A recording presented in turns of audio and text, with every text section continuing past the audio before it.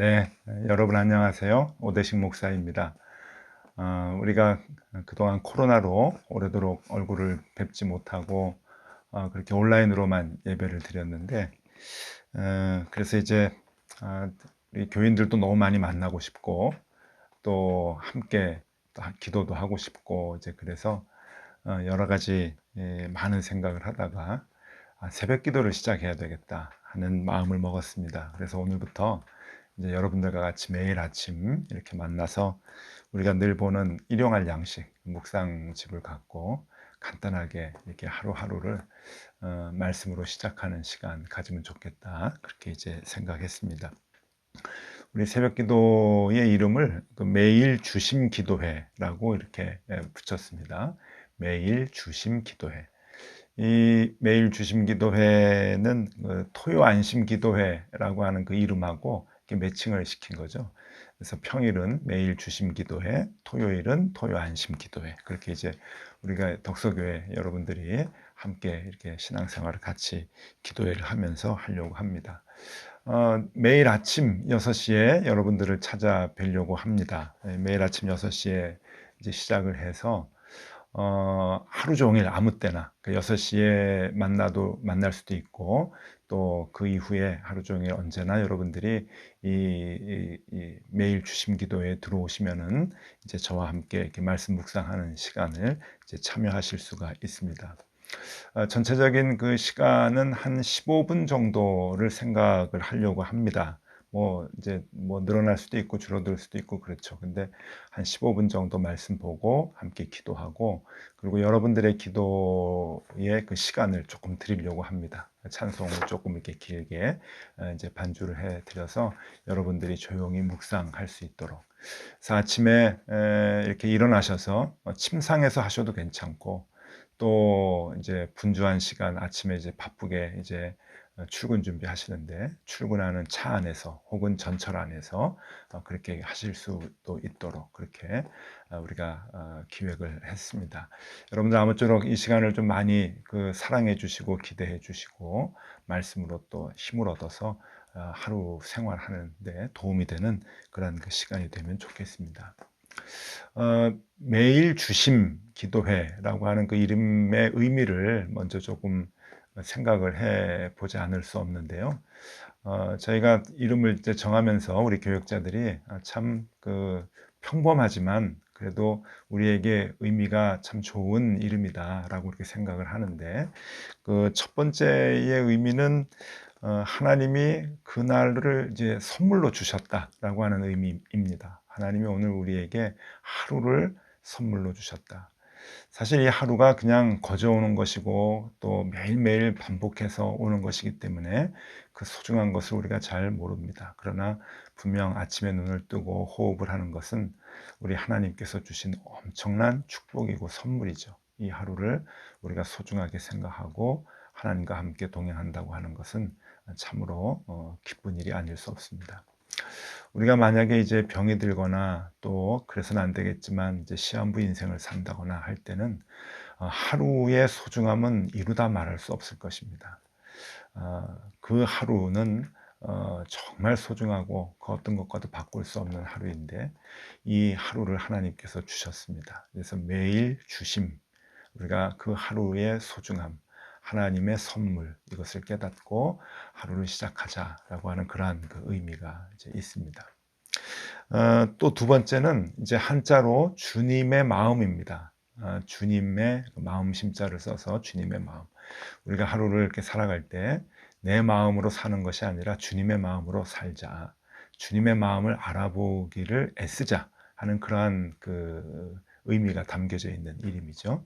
여러분들이 이제 하루를 하나님이 주신 이 선물 같은 소중한 하루를 살아가실 때 흥청망청 내 마음대로 사는 것이 아니라 주님의 마음을 찾고 주님의 마음을 알아보고 주님의 마음에 맞는 그런 생활을 하기 위해서 애를 쓴다라고 하면은 그 하루가 참 보람되고 참 좋은 날이 되리라고 생각을 합니다. 그렇게 우리가 주님의 마음을 이제 생각하는 하루가 되면 좋겠다, 여겨집니다. 또 하나 마지막으로 이 주심 기도회라고 하는 것은요, 이건 좀 억지 같은 해석이기도 하지만 그래도 저는 의미 있다고 생각을 해요. 우리가 운동 경기를 하면은 심판들이 있죠. 주심도 있고 부심도 있고 이제 그런데 거기에서의 주심입니다. 그러니까 심판이라고 하는 이제 의미죠. 우리가 하루를 살아갈 때 반칙을 할 수도 있고 선을 넘어갈 수도 있고 또 바른 길로 제대로 뛸 수도 있고 이제 그런데 그것을 우리 곁에서 이제 심판이 되어 주셔서 우리를 붙잡아 주시는 거예요. 그러니까 좌로나 우로나 치우치지 않고 바른 길을 잘 가서 이제 경주해 나갈 수 있도록 하나님께서 우리를 이렇게 옆에서 이렇게 인도해 주시는 거. 이제 그런 의미의 그 주심이죠. 잘못됐으면은 우리를 야단쳐 주시고 아웃 시키고 잘했으면 또 점수도 주시고 하는 그러한 관계로 하루를 살았으면 좋겠다. 매일 주심이 되어 주셔서 우리를 이끌어 주시면 좋겠다. 심판해 주시면 좋겠다라고 하는 그러한 그 의미입니다. 그래서 하루하루의 삶의 기준선이 되어 주시는 말씀, 그 말씀으로 우리가 살아가야 되겠다 하는 마음입니다. 이렇게 세 가지 뜻의 그 이름을 매일 주심 기도회에 담았습니다. 하루를 선물로 주셨다. 주님의 마음을 깨닫고 살자. 그리고 주님께서 우리의 심판이 되어 주셔서 주심이 되어 주셔서 우리를 잘못된 길로 가지 않고 옳은 길로 갈 수 있도록 이끌어 주시면 좋겠다라고 하는 그러한 마음입니다. 자, 오늘부터 시작되는 이 매일 주심 기도회에 참여하면서 우리가 그 간절한 마음 또 그 기쁜 마음, 기대의 마음을 갖고 주님과 함께 동행을 하면 좋겠습니다. 자, 오늘 첫 시간 말씀 같이 이제 보려고 하는데요. 여러분 이제 우리 매일 일용할 양식 우리가 이 말씀을 가지고 함께 이제 보도록 하겠습니다. 이 본문이 조금 이제 길긴 합니다. 아침에 다 읽기에는 이제 길어서 제가 제 나름대로 그 중요한 부분만 좀 짧게 좀 잘라서 그렇게 이제 읽으면 좋겠다 싶은데요. 오늘은 사무엘상 30장 1절에서 8절까지 말씀을 읽도록 하겠습니다. 다윗과 그의 사람들이 사흘 만에 시글락에 이른 때에 아말렉 사람들이 이미 네겝과 시글락을 침노하였는데 그들이 시글락을 쳐서 불사르고 거기에 있는 젊거나 늙은 여인들은 한 사람도 죽이지 아니하고 다 사로잡아 끌고 자기 길을 갔더라. 다윗과 그의 사람들이 성읍에 이르러 본즉 성읍이 불탔고 자기들의 아내와 자녀들이 사로잡혔는지라. 다윗과 그와 함께한 백성이 울 기력이 없도록 소리를 높여 울었더라. 다윗의 두 아내 이스라엘 여인 아이노암과 갈멜 사람 나발의 아내였던 아비가일도 사로잡혔더라. 백성들이 자녀들 때문에 마음이 슬퍼 다윗을 돌로 치려 하니 다윗이 크게 다급하였으나 그의 하나님 여호와를 힘입고 용기를 얻었더라. 다윗이 아히멜렉의 아들 제사장 아비아달에게 이르되 원하건대 에봇을 내게로 가져오라. 아비아달이 에봇을 다윗에게 가져가매 다윗이 여호와께 묻자와 이르되 내가 이 군대를 추격하면 따라잡겠나이까 하니 여호와께서 그에게 대답하시되 그를 쫓아가라. 내가 반드시 따라잡고 도로 찾으리라. 8절까지 말씀을 함께 봤습니다. 지금 이 상황은 매우 복잡한 상황이죠. 사울이 다윗을 죽이려고 쫓아다녔고 다윗은 도망 다니는 상황이었는데 이스라엘의 국가로 봐도 이스라엘과 또 블레셋과 또 아말렉이라고 하는 그 나라들이 그러니까 이제 춘추 전국 시대 같이 중국으로 얘기하면 춘추 전국 시대 같이 서로 영토를 차지하기 위해서 이제 싸움을 하고 있었던 그런 그 상황에 다윗은 도망을 다니면서 그 사이에 국경지대에 껴서 굉장히 고생을 하던 그러한 그때였습니다.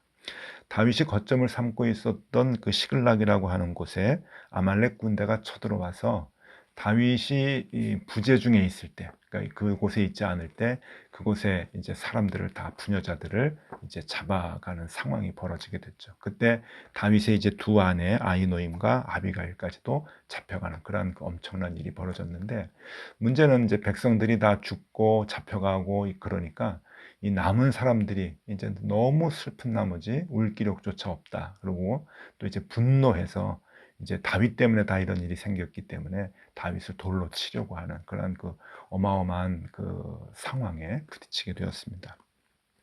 이런 상황에 부딪혔을 때 정말 마음이 많이 힘들겠죠. 위기의 상황이고 고통의 상황이고 이제 그런데 다윗이 이럴 때 그 문제를 푸는 방법을 우리에게 보여줍니다. 오늘 제일 중요한 말씀이라고 본다면 저는 8절 말씀을 이제 꼽을 수 있겠는데요.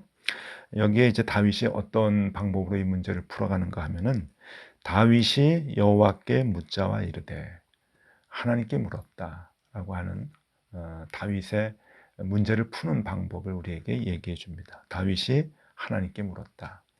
내가 이 군대를 추격하면 따라잡겠나이까 하니 여호와께서 그에게 대답하시되 그를 쫓아가라. 내가 반드시 따라잡고 도로 찾으리라. 하나님이 가라 서라 라고 하는 그 사인을 주시는 것을 다윗이 이제 기다리는 거죠. 묻는 것이죠. 다윗은 군사 전문가였습니다. 장군이었죠. 전쟁을 많이 치는 사람입니다. 말의 속도를 누구보다 잘 알 겁니다. 그래서 언제 잡아갔는지, 이들을 추격하면 잡을 수 있는지 없는지, 따라가면 이길 것인지 질 것인지 다윗이 전문가입니다. 그런데 다윗은 자신이 잘 안다고 생각하는 그 부분을 자신이 내려놓고 하나님께 묻습니다. 하나님, 따라가면 될까요, 말까요? 다시 찾아올 수 있을까요, 없을까요? 라고 하는 것을 하나님께 이제 묻지요. 그때 하나님께서 대답을 해 주십니다. 하나님은 가서 이길 수 있도록 용기를 주시는 분이기도 하지만 아마 상황이 좋지 않았으면 하나님은 멈추라고 했었을 겁니다. 그러니까 다윗은 하나님께 묻고 가려고 지금 하는 것이 아니라 하나님이 멈추라 그러면 멈추는 거고 가라 그러면은 가려고 했던 마음을 갖고 하나님께 물었던 것이죠. 그래서 이 하나님께 묻는 이 다윗의 마음은 정말 우리가 신앙생활을 하면서 본받아야 할 그런 그 자세가 아닌가 생각합니다. 여러분들이 힘들고 어려울 때 정말 위기의 순간에 제일 먼저 무엇을 하십니까? 사람마다 아마 다 다를 것입니다. 그런데 오늘 하나님의 말씀이 우리에게 주시는 메시지는 분명합니다. 다윗이 하나님께 물었을 때 힘들고 어렵고 위기의 순간에 하나님께 물었을 때 하나님께서 그 길을 인도해 주시고 안내해 주셨다라고 하는 겁니다. 이게 가장 중요한 오늘의 메시지가 되겠죠. 예레미야 33장 3절 말씀 제가 참 좋아합니다. 너는 내게 부르짖으라. 내가 네게 응답하겠고 내가 알지 못하는 크고 은밀한 일을 네게 보이리라. 하나님의 변함없는 말씀이십니다. 부르짖으라.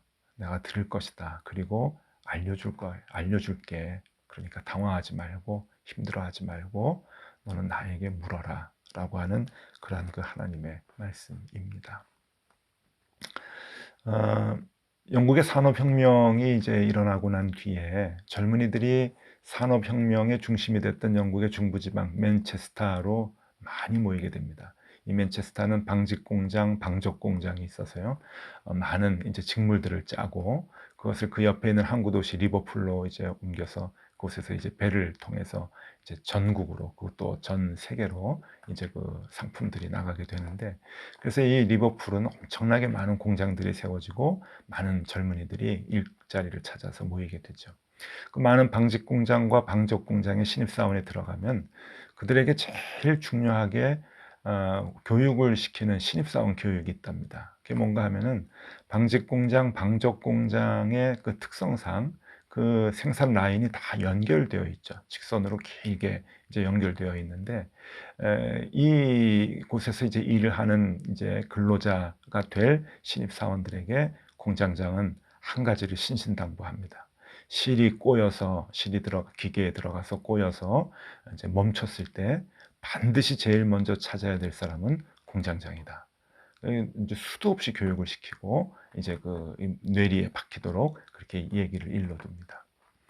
한 젊은 이제 그 신입 사원이 근로자가 자기 그 맡은 라인 앞에서 이제 일을 하다가 실이 그만 이제 들어가서 꼬이게 되었는데, 자기가 보니까 이게 자기가 손을 좀 넣으면은 고칠 수 있을 것 같아 가지고 이제 손을 집어넣었다 그래요. 손을 집어넣는데 실이 자꾸만 들어가 가지고 자기 기계가 이제 멈춰준 겁니다.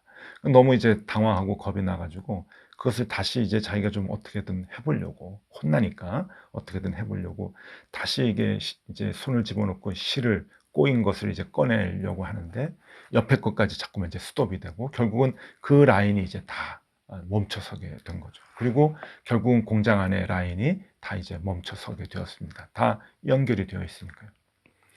이상한 걸 감지하고 이제 공장장이 뛰어왔습니다. 이 신입사원 근로자는 이제 겁에 질려가지고 굉장히 이제 두려워했죠. 가슴이 막 두근두근하고 공장장이 야단을 칩니다. 왜 나를 부르지 않았느냐? 그랬더니 신입사원이 하는 얘기가 최선을 다했습니다. 이 실을 꺼내려고 최선을 다했습니다. 그냥 그 얘기를 하는 거예요. 왜 나를 부르지 않았느냐 했더니 최선을 다했습니다. 공장장이 화가 나가지고 얘기를 합니다. 네가 이 상황에서 할 수 있는 최선은 실을 끌려고 손을 집어넣는 것이 아니라 공장장인 나를 부르는 것이다. 그게 최선이다. 그렇게 얘기를 했다는 이야기입니다. 여러분, 일이 꼬일 때가 많죠. 손을 집어넣고 풀려면 풀릴 것 같습니다. 근데 아닙니다. 우리는 우리 인생의 문제를 풀 수 있는 능력이 우리에게는 없습니다. 우리가 최선을 다할 수 있는 우리의 최선은 하나님께 묻는 것이죠. 하나님을 부르는 겁니다. 다윗은 평생 그렇게 살았던 사람이죠. 여러분 요즘 힘드십니까?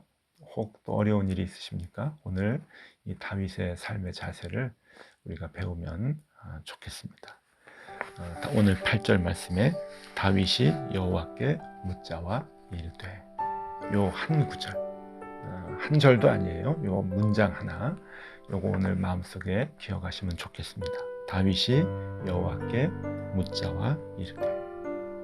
오늘 여러분 하루 종일 사시면서 하나님께 묻고 하나님의 음성을 또 기대하는 그런 하루가 되면 참 좋겠습니다. 힘내시고 또 하나님과 동행하시는 하루 되시기를 바랍니다. 기도하겠습니다.